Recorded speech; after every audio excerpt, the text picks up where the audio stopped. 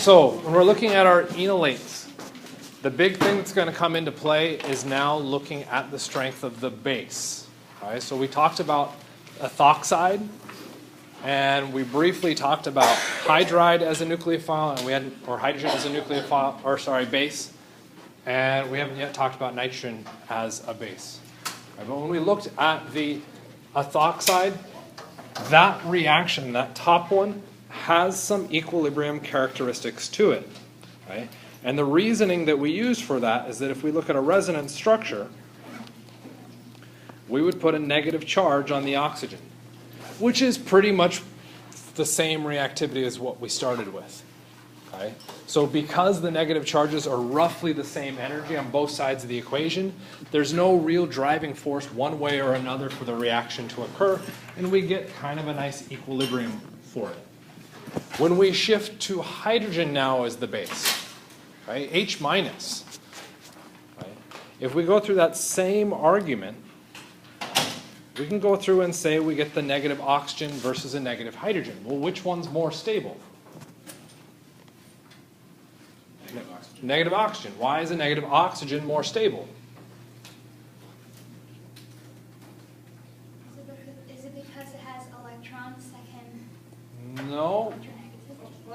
Electronegativity. So what we're again evaluating is the stability of that negative charge either on the hydrogen or on the oxygen. They're both charged, so no difference. We move to the next thing, which is size. Arguably, we get our difference right there. Oxygen is bigger than hydrogen. Oxygen can stabilize that negative better. If we continued on, electronegativity, oxygen is more electronegative than hydrogen. So we get a lot of contributing factors saying that oxygen is more stable, which means our products are significantly lower in energy. So much lower that what happens to the reversibility of that reaction? It doesn't happen, and our reaction becomes unidirectional.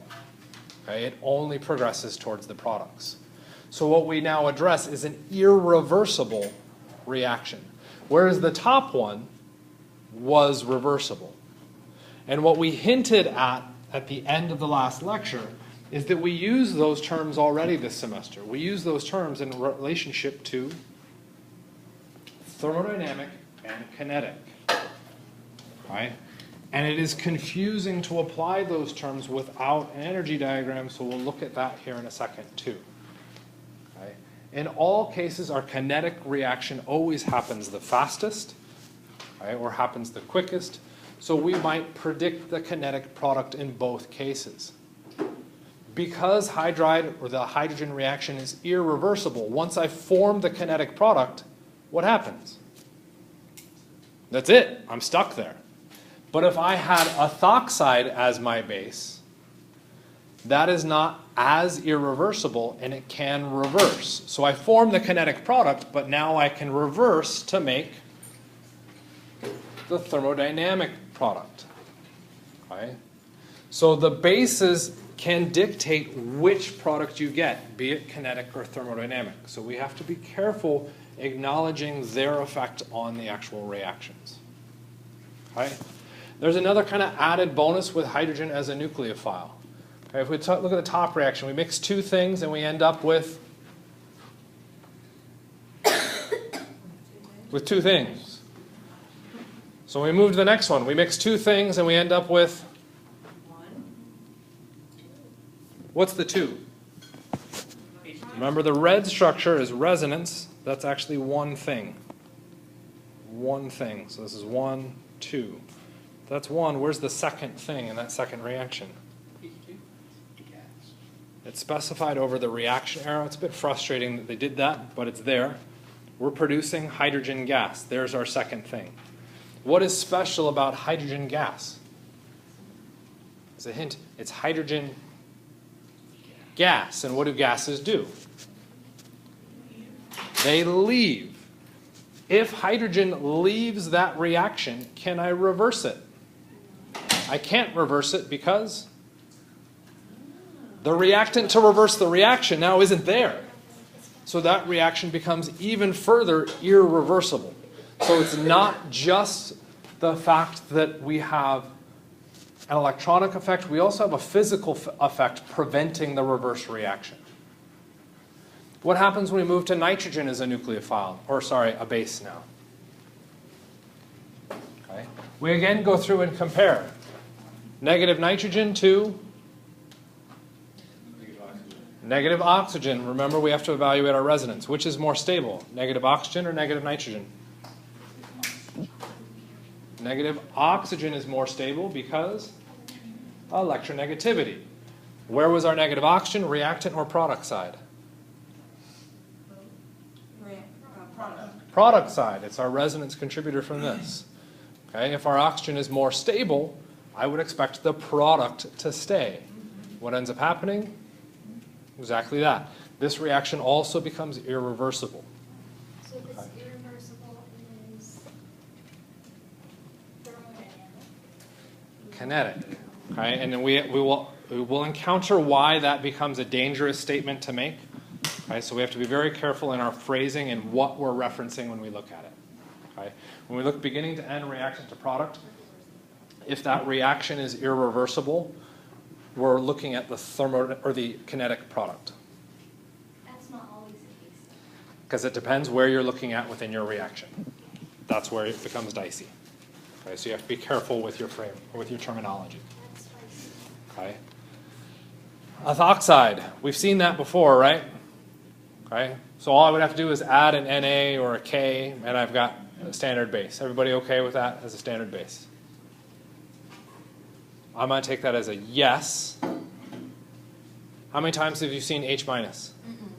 No, it doesn't happen very often. We can get it to form. It is very highly reactive. Okay?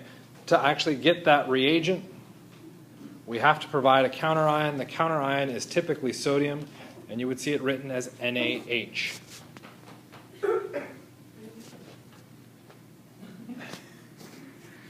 Okay.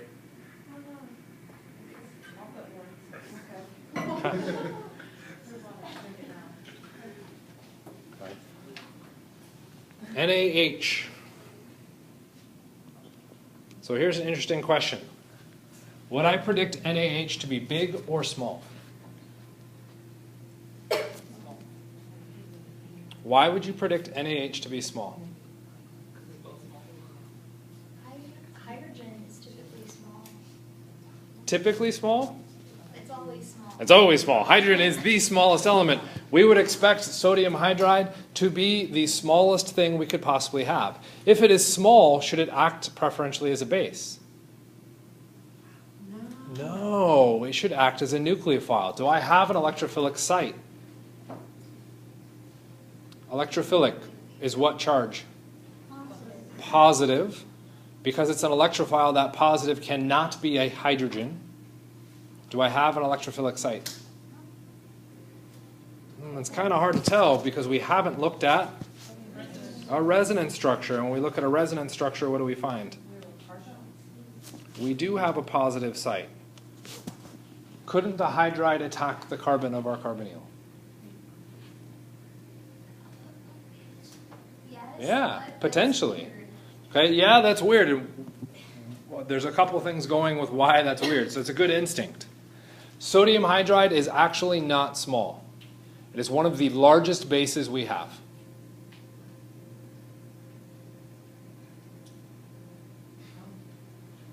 H minus, largest base we've got. It is larger than ethoxide by several thousand times. What do you mean by the larger? Nope, it has nothing to do with effective nuclear charge. I'm being serious, yeah. I am smiling because it's weird, right? Hydrogen's the smallest element, and yet I'm telling you sodium hydride is larger than ethoxide, which has a lot more atoms in it. That's really weird. Nope, that was a good guess. Duplicated there. How stable is hydride? Super unstable. Super unstable. So unstable, what must it be near at all times? Another positive, like sodium. Okay, like that metal. It has to be next to it. If it is next to it, what phase is it? Not a gas. Not a gas. It's an ionic compound. What phase are ionic compounds? Solids. Sodium hydride is large not because the atoms are large, but that it's in a different phase. The only place that sodium hydride can react with the environment is at the surface of the material itself. Okay? That means sodium hydride has a deceptively small look, but it is actually one of the largest reagents that we could possibly work with, because we're actually working with it on the macro scale, what we could physically see. None of our reagents do we typically work with at that scale. Okay? So sodium hydride is massive. What does that do to its nucleophilic character? Kills it. Sodium hydride only acts as a base, nothing else. The ethoxide can act as a nucleophile or a base. Okay? It's kind of a neat little observation. Let's move to the next one down. All right, let's actually name that little species there. Right? Typically, when we look at that bottom one, it's almost always shown with its counterion. That counterion is typically not sodium. It is actually lithium. So we've heard a reference to LDA. L for lithium. D for... I mean, if we look at it, it's pretty close. It starts that way. Di-isopropyl. Because if we go through and name those methyl groups that are connected, those would be what? Ethyls. They're not ethyls. Those are 3 carbons. 1, 2, 3. If they were propyls, they'd be connected at the end. They're connected in the middle, so they're not propyls. They're isopropyls. It's lithium di-isopropyl. And then the amine, or sorry, the A. Okay. It can be called amine, but I think it's better referenced as amide. Okay. And not amide as in the functional group amide, but as a negatively charged nitrogen amide. Okay. So you may see reference to LDA in your reagent lists. What that is referencing is this structure, and in particular it is referencing that negative nitrogen. Okay. So again, back to the question. It is donating electrons, just like the negative hydrogen or the negative oxygen. Would I expect that to act as a nucleophile as well as a base?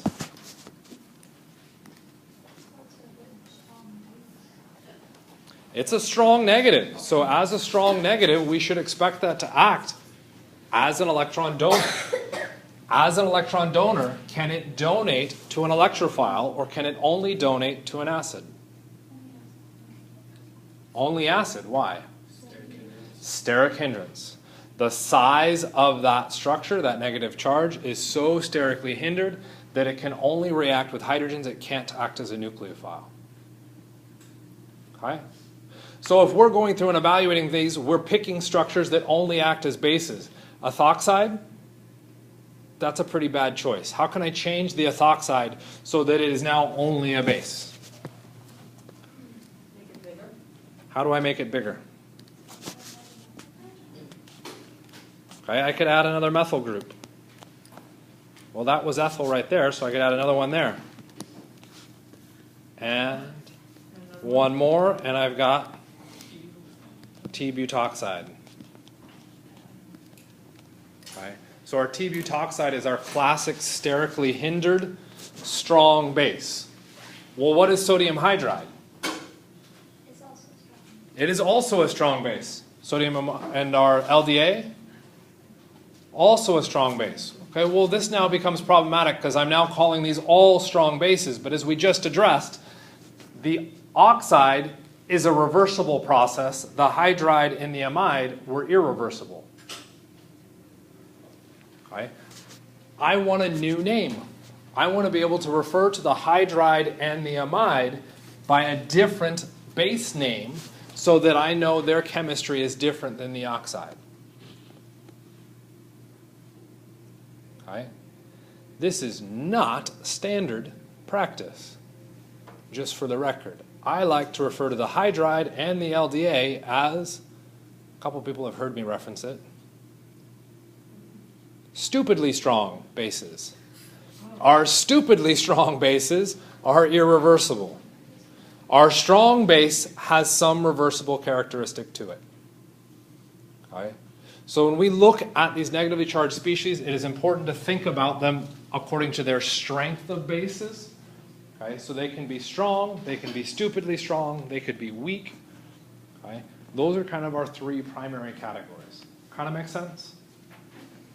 Okay? Everything that we've done up there at this point has avoided quantification. Okay? And what we were talking about is the reversibility of these reactions. Okay, where else have you talked about the reversibility of a reaction? With what? Chem 152. When you looked at equilibrium. Okay? K expressions. Okay, yeah. Oh God is typically right. Okay, when we looked at those K expressions, what type of reaction did we do here? All three cases. What's the only thing that has changed in all three cases?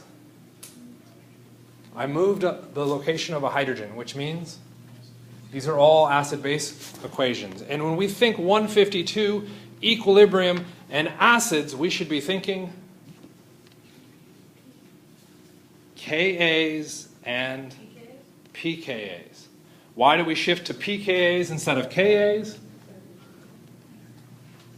Kas deal with powers of 10, and that confuses everybody, so we invented a system to convert those powers of 10 into something else that's easier for us to manipulate, because our human brains can wrap around that better.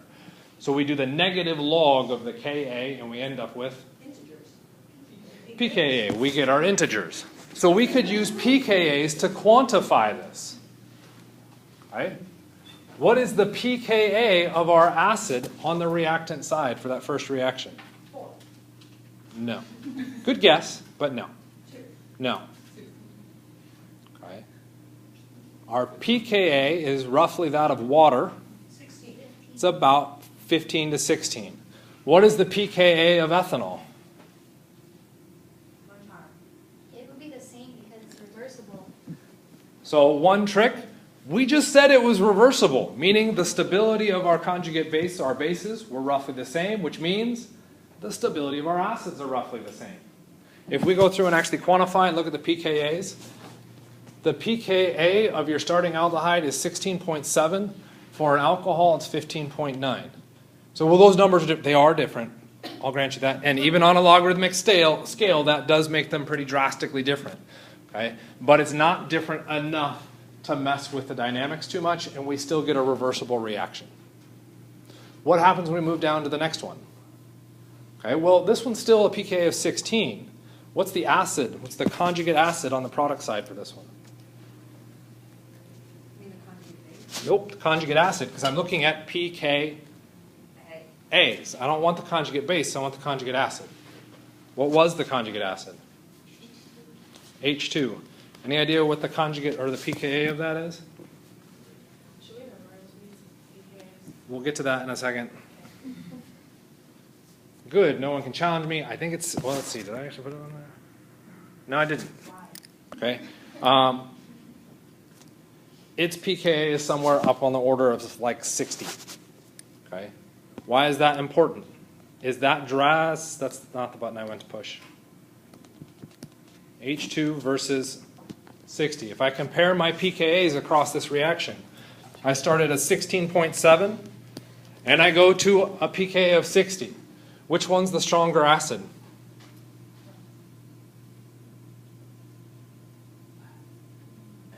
Left. Yeah, that's typically what most people say. I don't remember which one it's got to be. Does it have to be bigger or smaller? This goes back to the questions of almost everything we do is a 50-50 split. Okay? Is the big pKa the stronger acid or is the small pKa? It's a 50-50. If we stack multiple 50-50s, that's where things go sideways, right? Okay, the smaller the pKa, the more acidic. How much more acidic is it? Okay, to help with the mathematics, let's just make this 20 versus 60. That's 40. Logarithmic scale, that's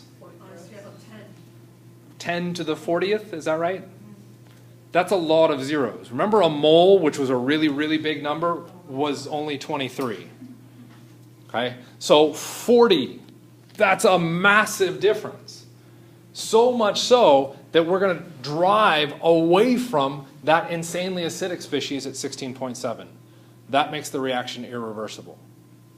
Okay? We can do the same thing with the last one on there.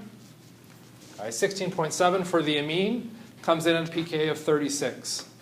Okay? Not quite as irreversible as the second, but still pretty insane. Okay? Yes? So I know you mentioned this before, but the second with the N, the H? Yes, yeah. Uh-huh. You said that that's a stupidly strong base, meaning that I don't want Snapchat. Sorry. NaHH is a stupidly strong, yes. So that means that if it's a strong base, it's a weak acid, right? No. Okay, and that is a common misconception from 152. Does anybody want to try and correct that? Only it's conjugate base. If this is a strong base, its conjugate acid It's not, is weak. yeah. It's conjugate acid. So when we're referencing that, and it's almost always how everybody memorizes it. That's how I memorize it. Oh, if I have a strong base, that means it's a weak acid. Not at all. The conjugate acid is a weak acid. It's always in reference to the conjugate partner of it. So if this is stupidly strong, what does that make that acid? Stupidly weak. I've got an acid roughly that of water versus a stupidly weak acid. Which one would you rather have splashed on you? Stupidly. Probably the stupidly weak one. H2 gas. Okay? Which might just feel like a breeze. Well, why is that one irreversible? Because that's a stupidly strong base you're dealing with, and that's... So both. Okay? There's two reasons we can go through to explain this. We can go through and evaluate it using the negative charges. We can use structure. We can use all of the rules we've learned through a semester and 4 weeks, 5 weeks of organic chemistry without dealing with any numbers. Or we can go all the way back to 152 and use experimental data to tell us the numerics behind how this works and compare the numerics to figure out that it's irreversible or not. So really what we're trying to do right here is show that what you learned in 152 is coming back. And you can either choose to apply it from 152, or you choose to apply what we're doing now. Or the last one, you memorize the hell out of everything. Ultimately, it's got to be a combination of everything. Okay? Just trying to memorize and ignoring everything else is not going to work. Okay? Just trying to just apply all of your knowledge is not going to work because you don't have enough time to just apply all your knowledge. You have to have a blend of both. Okay? So other questions?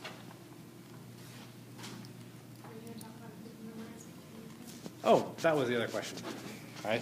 Should you memorize pKa's? Yes. Right? And for those people being like, God, why are you telling me that now? Anybody that had me first semester better go back and look at your slides because I told you to memorize pKa's in first semester. Okay? If you didn't have me in first semester, I can't yell at you as badly. Okay?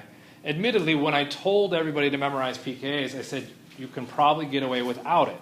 Why?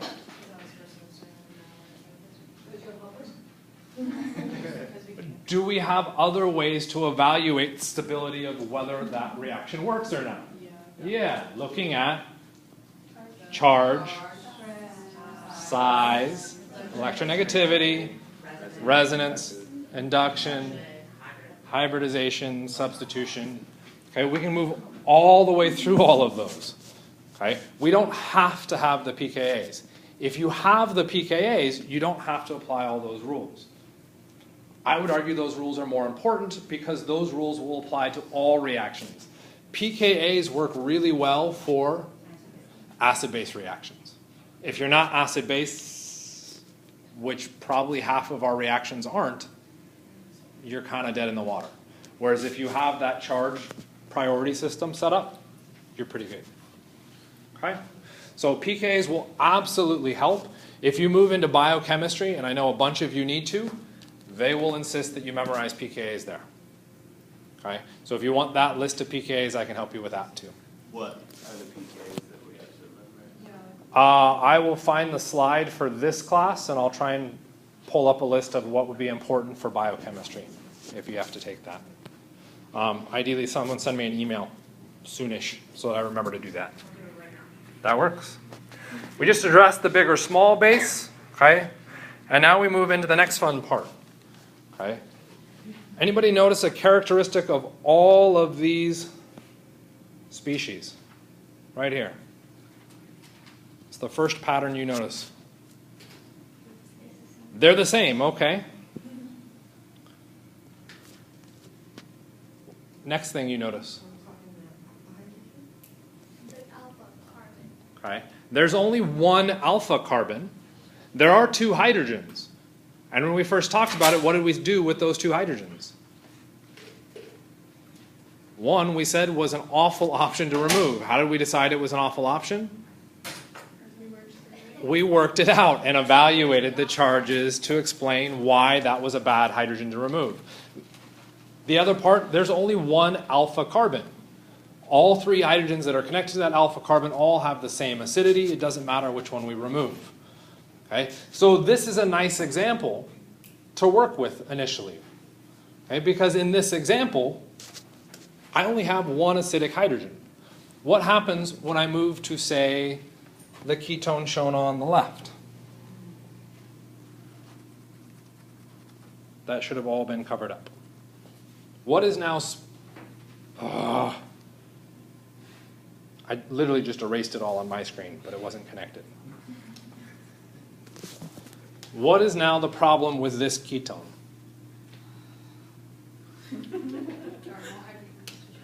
There are more hydrogens to choose from.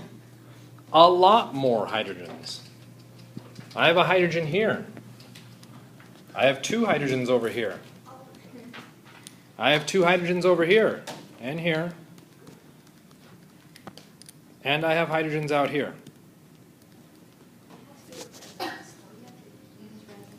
I have to use resonance to do what? Yes. To figure out Which of those hydrogens generates the most stable conjugate base? So I would remove the hydrogen, draw the conjugate base, and now evaluate its stability. Okay? You should be doing that now. Okay? And in your homework. When should you not be doing that? On the exam. Because on the exam, what you need to be able to do is to look at this and say, there are only two hydrogens that are relevant. The blue hydrogen and the red hydrogen. Based on what we've talked about so far, and you've started to memorize, where are those two hydrogens? Those are at the alpha carbons. So if you've memorized that aspect, we don't have to worry about the ones I just erased because they aren't alpha hydrogens. So now the question is, well, which one of those should I remove? I have a question about, does it matter which base you use? Like with LDA. Hold that thought. Because yes, absolutely, it is very important. It does matter which base you use, but we have to see the context for it. This is the context for it. Do I get a Brownie point? Sure. You can have a pancake point. I'll give you some pancake. Okay? So, if we went through and removed these, okay, because I don't feel like drawing them all, and I already drew them nicely here, we would remove each of those hydrogens and see what the result would be. So we're moving in the blue path, kind of this direction, and in the red path, this direction. Okay. Do we see any differences between those two structures? Yeah. What do you see as different? The secondary one. That's not what I meant to do. the negative charges are placed in different areas. Okay, the negative charge is placed in a different area. Okay, so that's important. Does that help me dictate anything about energy? Yeah. Sort of. Why only sort of? This is absolutely an intermediate.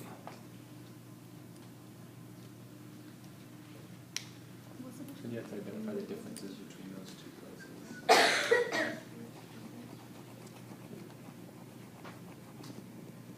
Okay. So let's make some quick changes here.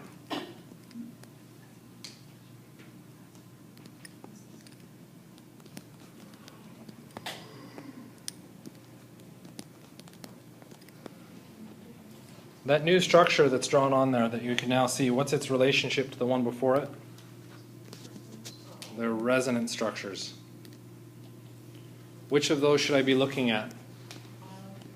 Left or right? The right one, why? Charge is on the oxygen. Okay. Now how do I tell a difference between those two structures? Not quite substituents, right idea?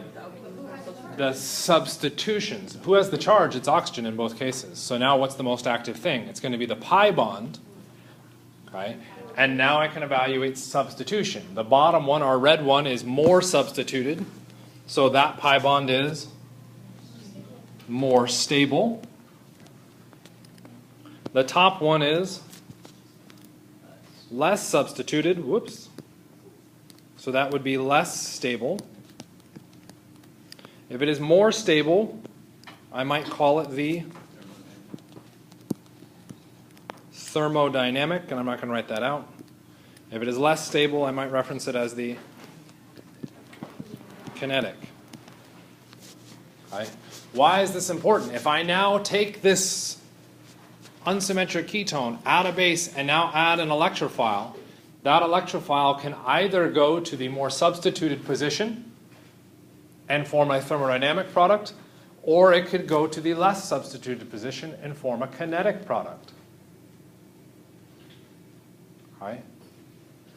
So depending on which pathway I take, I get a different product. So I have to be very careful with how I approach it to make sure I hit all the right buttons all the way through this. Okay? The top one that's, oh yeah, they both irreversible. Haven't even brought in reversibility yet, because that gets back to Cass's question with, does it matter which base you use? Okay?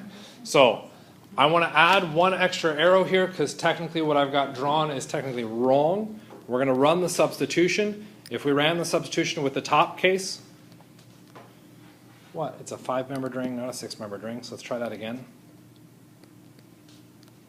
That didn't look any different, but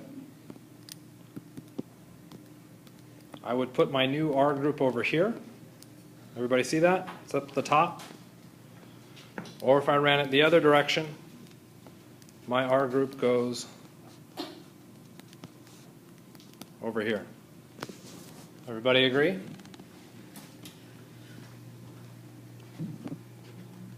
Yes? You say no. What are you disagreeing with? It's crowded and ugly, so that could be why you don't like it. Oh, no, that other is actually normal. Okay. So, what we're going to go ahead and do is take advantage of energy diagrams and see how the energy diagrams are going to affect us on this. Okay?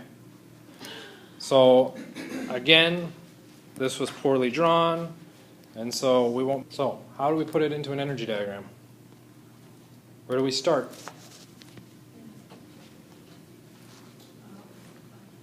It's chemistry.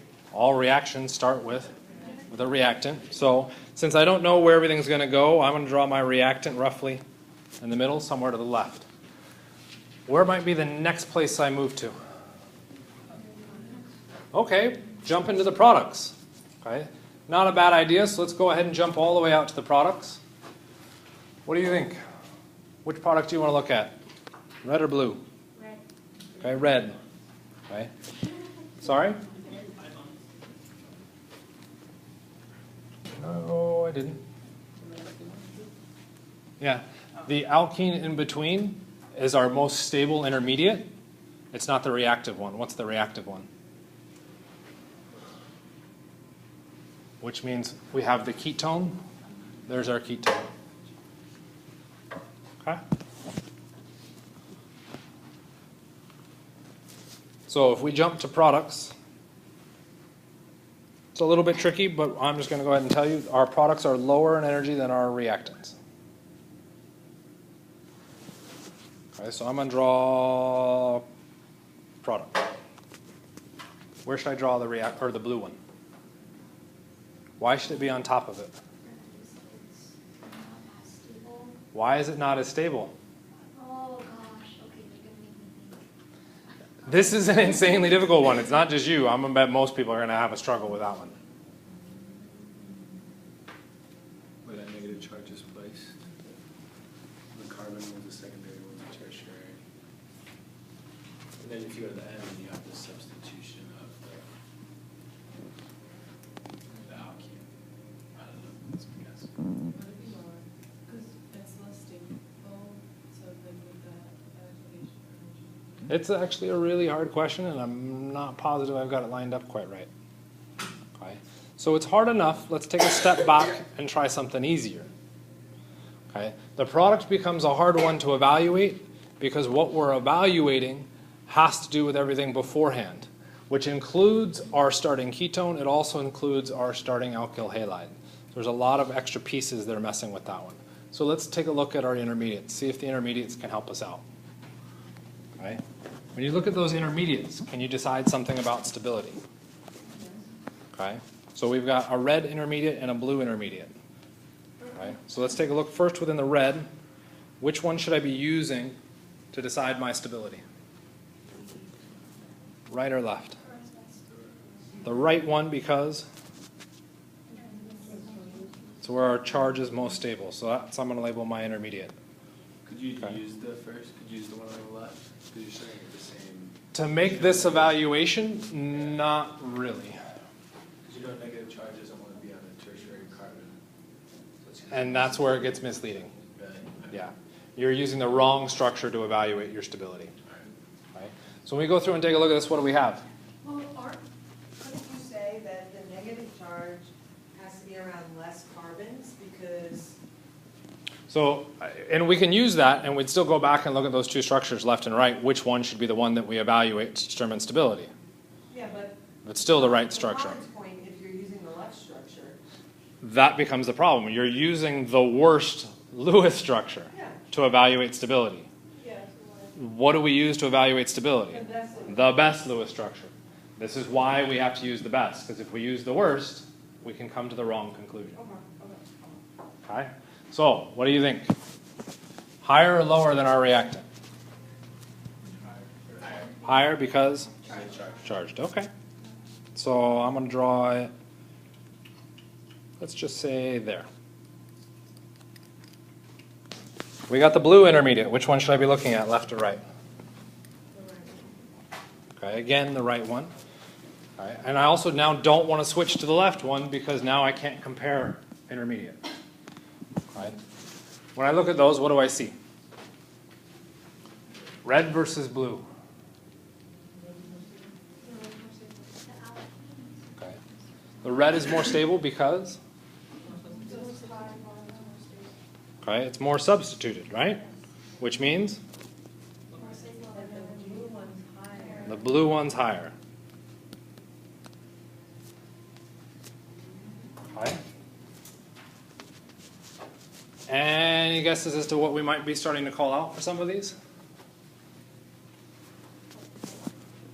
No? Okay.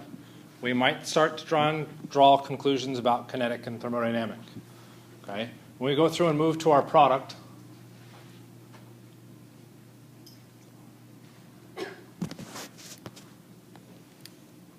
red versus blue.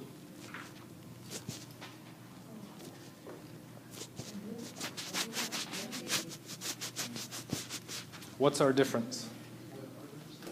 Where the R groups are located. What are the R groups? Less specific than carbons. Electrons. What's the difference between the blue and the red? The blue has less electrons located in one spot, which would make it more stable. Is that a hybridization argument? It's a steric argument. Can you look at hybridization? The hybridization is the same. But you have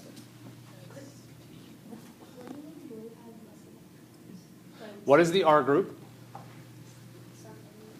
With electrons, right? What is this extra line? That's be less specific than a methyl group. Electrons. Right. What did you say R was? Electrons. What happens when you put electrons near electrons? They want to repel, which makes that higher in energy. Could you just say, and this is just kind of silly, but could you just say there's no way the blue product could be the kinetic product because we already evaluated the transition states, and we know that unless we're under extreme nuclear conditions, we're under normal conditions, then and therefore I couldn't have, you see what I'm saying? I see what you're trying to say, yeah. So therefore, the blue product, without even evaluating what we just did, even though it's easier to evaluate what we just did, because the thermodynamic, I couldn't overcome, if I'm under normal conditions, I cannot overcome the blue's transition state to do what I Yeah, I know need you're to gonna do there. in, I know what you're trying to do is find an example where it can. Nice. So 98%, 99% of circumstances, it's gonna be lower. Yeah, and this is the problem that I just encountered in processing out these pieces.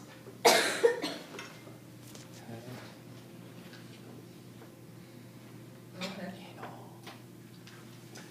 Sorry. Damn it, it's through the enol. Ah, I knew we needed to draw this stupid structure. Where our crossover happens is unfortunately through the intermediate that I didn't draw. Okay, it's looking through these guys. So I'm going to have to redraw this because I goofed it up. And I apologize for that.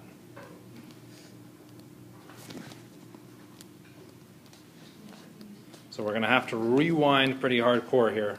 And I'm going to have to double back. I apologize. It's one that is tricky, which is why I have to review it ahead of time and didn't get time. If we take a look at those hydrogens that were removed in the first step, top one versus the bottom one. Which hydrogen is more accessible? Top.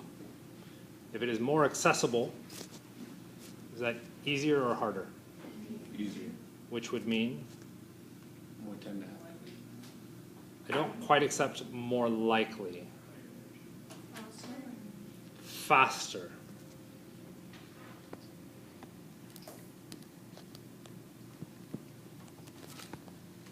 If it happens faster,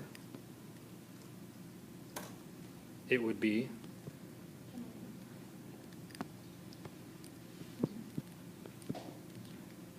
kinetic, which then places the other one as thermodynamic.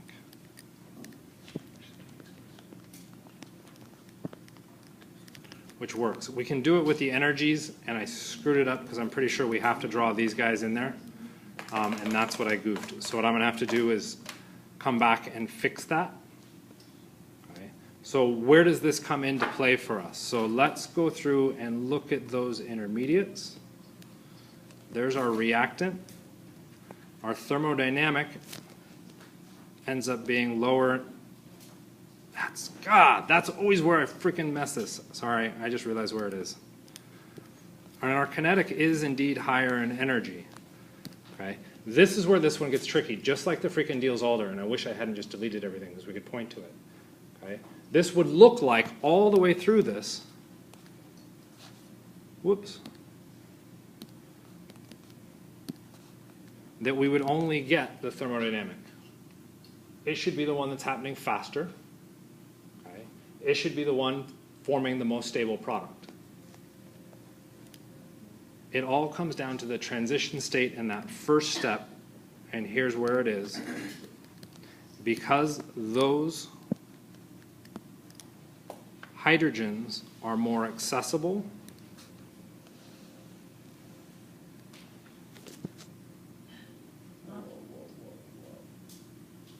the hydrogens being more accessible are closer to the outside of the structure. So even though I form a more stable species, the kinetic one happens faster. Its activation barrier is lower. Okay? So we get a transition happening very strangely, one that we can't directly draw out, very much the same as the Diels-Alder. When we looked at the Diels-Alder, what happened? We had our reactant, and then we had our endo product and our exo product. Why did we favor the endo? It wasn't thermodynamics, because according to thermodynamics, the exo is favored. What happened? The transition state is lower. We're getting the same kind of system happening here. Why? It's the accessibility of those hydrogens. So where we swap between kinetic and thermodynamic is in a transition state, not in a nice clean intermediate. And that's where this becomes tricky. Right? So Saying is that the top thermodynamic or the kinetic one, is the more accessible. This one's your thermodynamic. a So thermodynamic one is more stable, but it is- happens slower. it generates a enol that is more stable. Yes. The product's more stable, but it just The takes longer. enol is more stable. Yeah, and the product is actually more stable. You're right. Yep. Okay. The thermodynamic happens at the other case because your enol is more stable. So the product switches in multiple places. So here, I promise I will redo this on Monday. Here's your big line. Kinetic, most accessible hydrogens. Thermodynamic, less accessible hydrogens. Okay? And it has to do with your intermediates. Okay? How does this come into play when we look at our base strengths? Which one do we always form? We always form the kinetic. So if our reaction is reversible, what happens? So if we look at this reactant, okay, we would form our kinetic product first.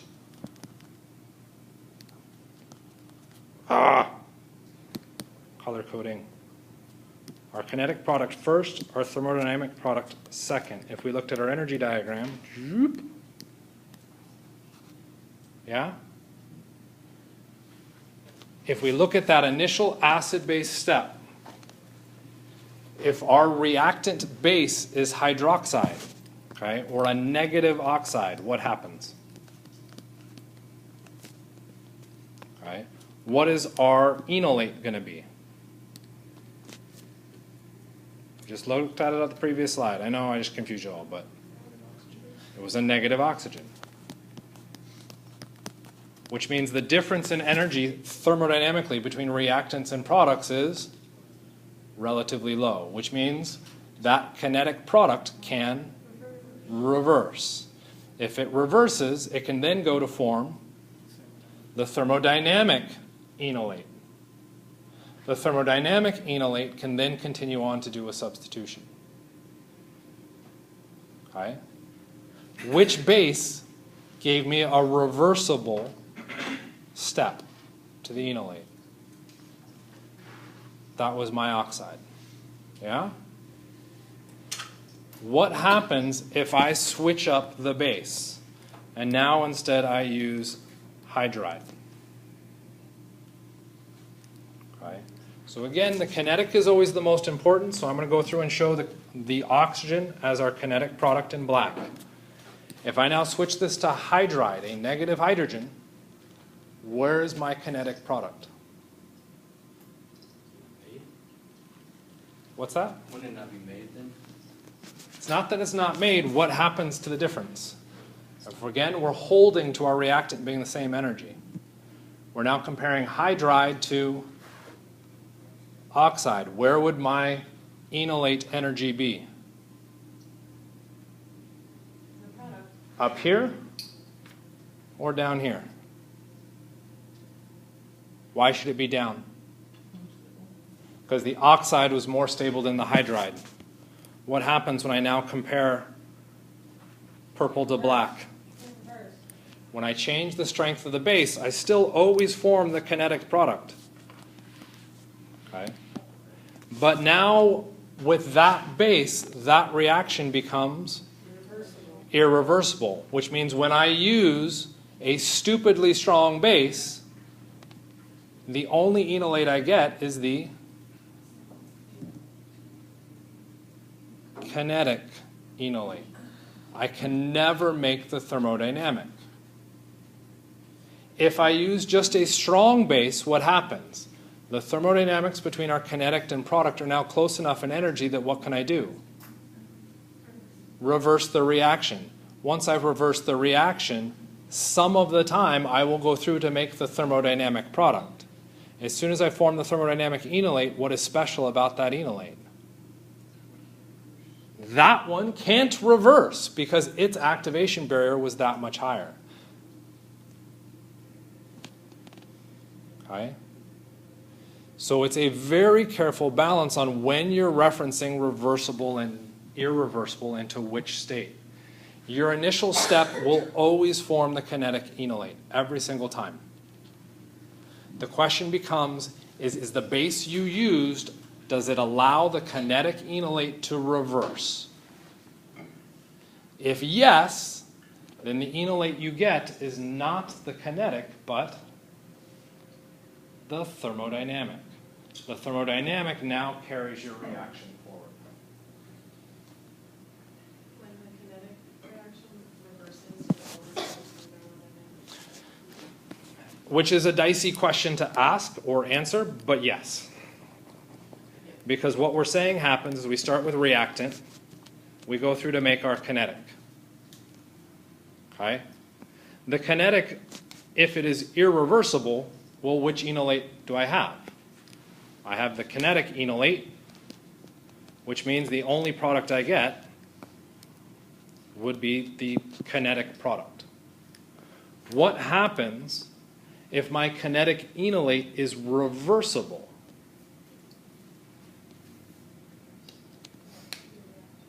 Now it goes back to the reactant.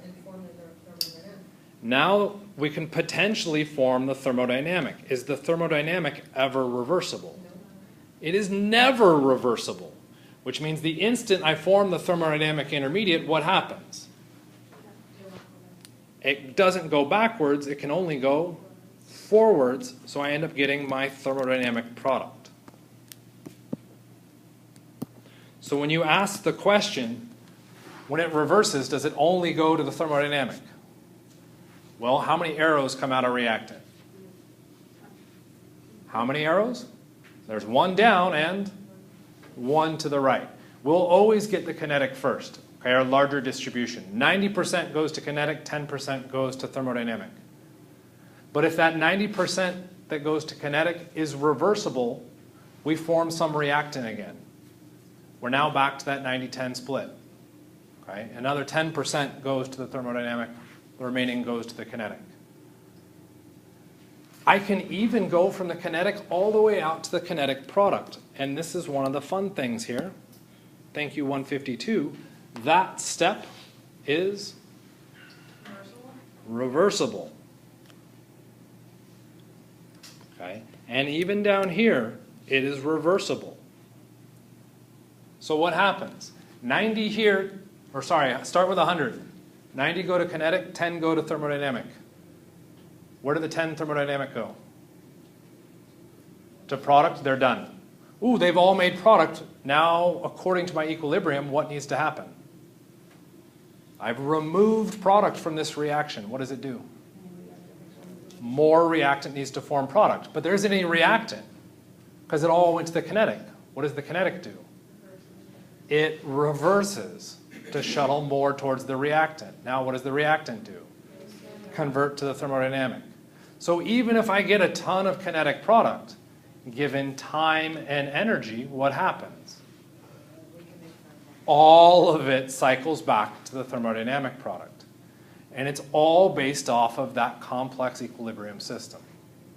Okay? With one step being always reversible. Okay? How do I know that I get the kinetic? And only the kinetic product.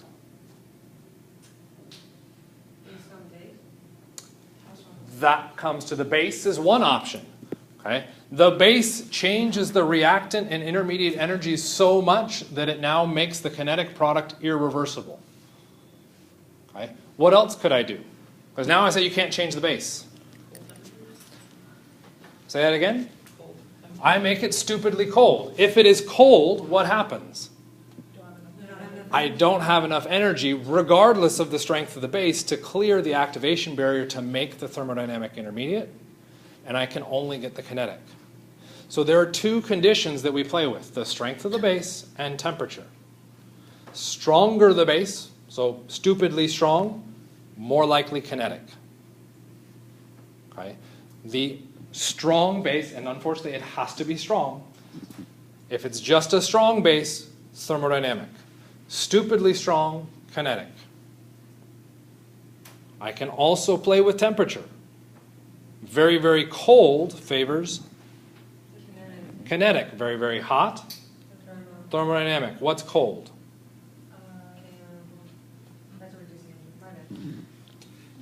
Just what's cold? Right? It's really hard to quantify what cold is. Cold for enolate chemistry is typically marked at 78 degrees, negative 78 degrees Celsius. Yeah. So it's quite cold. Okay. What's hot? Probably room temperature up. Yeah. Sorry. So it's usually 30 degrees Celsius or warmer is almost always classified as hot. Okay, so hot and cold are relative ideas. So the only thing stopping the reactant from forming the thermodynamic product initially is time? Time and Energy. energy. So how does it get more energy? It doesn't get more, well, how does it get more energy? We gave a solution to that.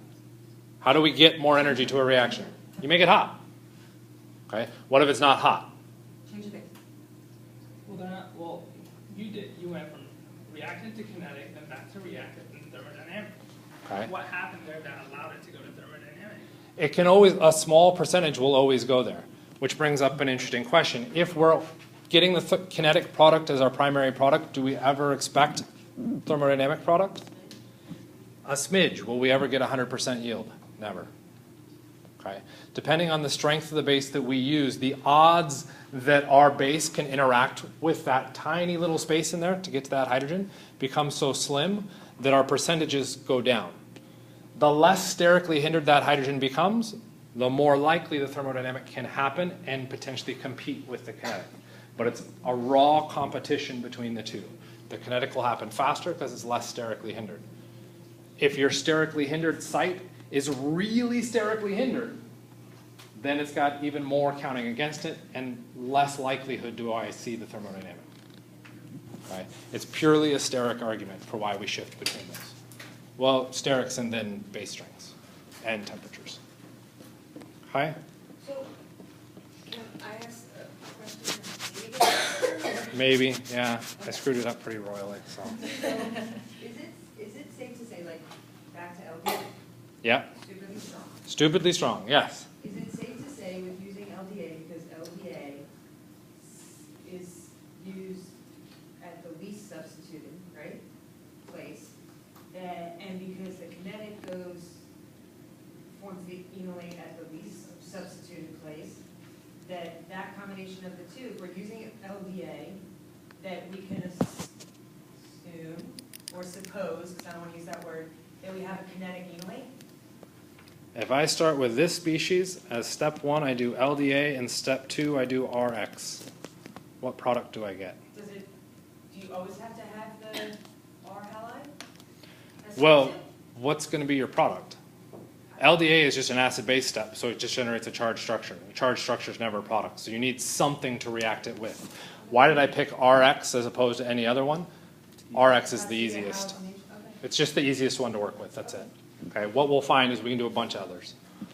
Okay, where does RX, where does R go? You still use that methyl?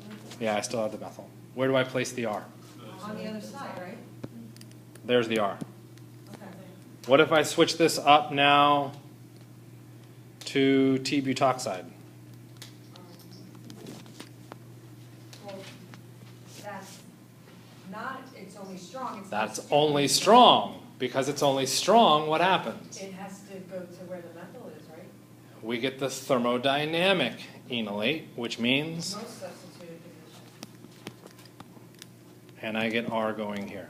Okay, so we can. Absolutely. Okay. That's exactly what happens. Good question. Because that actually works. We can work with that. We'll deal with the theory behind it maybe later. We'll see what you guys decide on Monday. Okay? So, yeah. So what are other stupidly strong bases? We will answer that question in our next unit. Okay? And that ultimately brings in carbon.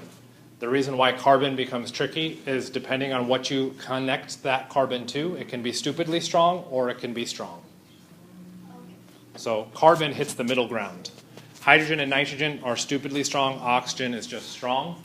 Carbon is somewhere in between. Okay? That looks exciting, right? Yay! Yeah, this is pretty much a summary of the next section. Yeah. What's that? Are we on unit 2 yet? Monday. Yeah. This is pretty much unit 2. What chapter was Yeah, what it? chapter? Unit, or all of this is, some of it is spread into later chapters, but we're looking at, I think it's 16, 17. 17, 18, 19 is our next unit. Okay. And we will be covering 13, which is looking at synthesis. And here's our goal on this. So what I'm going to go through and do here is I'm going to count out, go around the room, 1, 2, 3, 4. I want all the 1s in one place, all the 2s in the other corner, all the 3s in the other, all the 4s in another. Okay. So we'll ask real quickly, are you okay with that? Yep, then that's how we're going to do it. Okay. While I'm doing that, and you guys are moving around, you can